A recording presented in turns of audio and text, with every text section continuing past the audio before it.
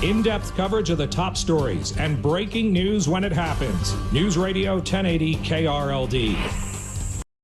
When the pandemic engulfed the nation last year, it was especially tough for families with loved ones who suffer with dementia and Alzheimer's. And in 2020, dementia was the 6th leading cause of death in the U.S.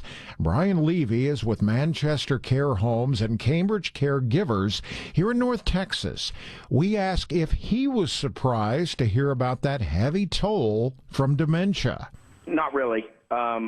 Seeing the effects of what this last year, the tolls that it took, no, it was not a surprise, unfortunately. It was a sad year, no doubt. And I think we've all learned a lot through this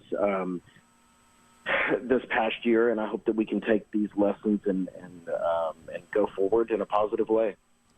Was it the isolation more than anything else?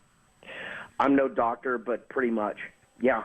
I mean, it really was isolation that killed that killed people. You know, I mean, when you leave somebody with dementia or Alzheimer's or anyone in that state of mind alone, with no human interaction and no one to really care for them, you know, we recognize how much individual care these people really need, and we just left them.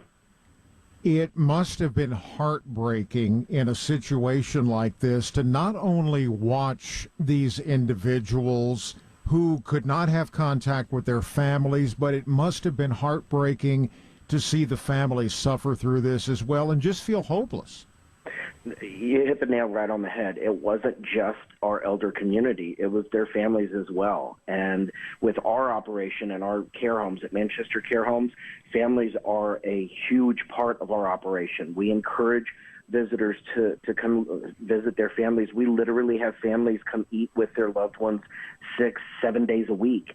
And to put a hard stop on that, coupled with the people that are caring, our caregivers that are caring for their loved ones, all of a sudden don't have a face anymore. It's a mask. That can be very confusing to anyone, especially someone with dementia or Alzheimer's.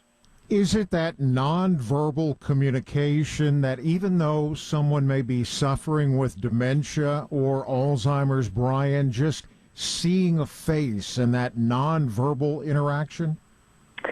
What is the expression? A smile says 1,000 words or something like that. Having human interaction and the touch and the voice of a loved one whispering in their ear has a huge impact, and that void was felt across the country and around the world. Now the good news, how much, Brian, has this situation improved now that things have opened back up and these families can get back in to see their loved ones again?